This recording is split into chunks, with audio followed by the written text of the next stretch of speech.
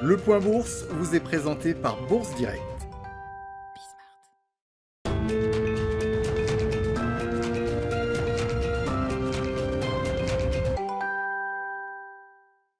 Le CAC 40 marque une pause à la mi-journée après avoir ouvert dans le vert ce matin. La séance d'aujourd'hui qui est centrée sur les résultats d'entreprise après la progression du CAC 40 hier qui a porté l'indice parisien juste en dessous des 5700 points. Les indices américains ont eux inscrit de nouveaux sommets hier soir portés par l'espoir d'un plan de relance qui viendrait à se concrétiser bientôt. Sur ce sujet, la commission des voix et moyens de la Chambre des représentants a adopté hier un texte proposant de limiter le versement des chèques de $1 400 aux Américains dont le revenu n'excède pas $75 000 par an pour une personne seule et $150 000 par an pour un couple marié. En zone euro à présent, on notera que l'excédent commercial allemand recule de 20% sur l'ensemble de l'année 2020. Dans le détail, les exportations allemandes ont reculé de 9,3% à 1204 milliards d'euros, là où les importations reculent également de 7,1% de leur côté pour un montant total de 1025 milliards d'euros.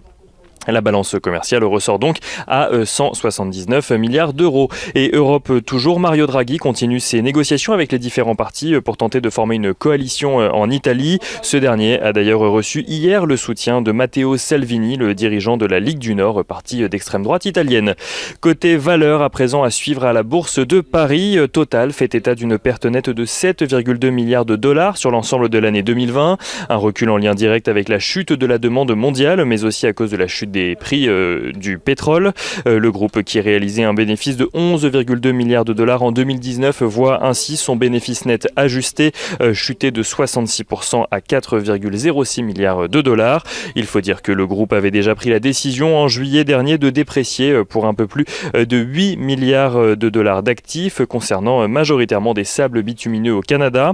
Le groupe qui affiche donc un bénéfice par action de 0,46 dollars, soit un bénéfice par action légèrement plus élevé que les 0,43 dollars anticipés, ce qui rassure les investisseurs, d'autant plus que le groupe qui en profite pour annoncer vouloir s'appeler à présent Total Energy pour mieux refléter sa transition énergétique, versera tout de même un dividende de 66 centimes par action.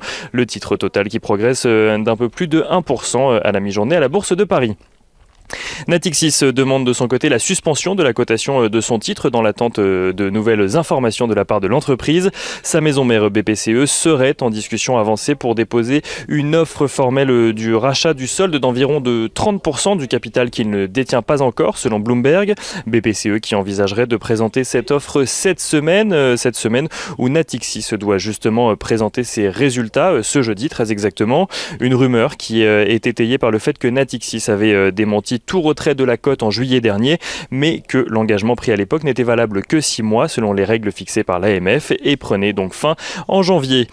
Score annonce de son côté une progression de ses primes de réassurance à l'occasion du renouvellement annuel de ses contrats au mois de janvier. Celles-ci ont augmenté de 15,9% sur un an à taux de change constant à 3,45 milliards d'euros, grâce notamment à une hausse tarifaire de près de 8%.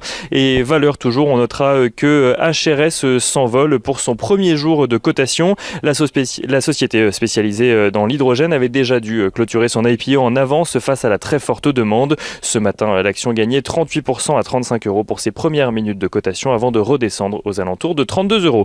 Et on finit ce point à la mi-journée avec un petit tour du côté des matières premières. Le pétrole, dont le baril de Brent se dirige vers les 61 $. L'once d'or, elle, se rapproche des 1850 $.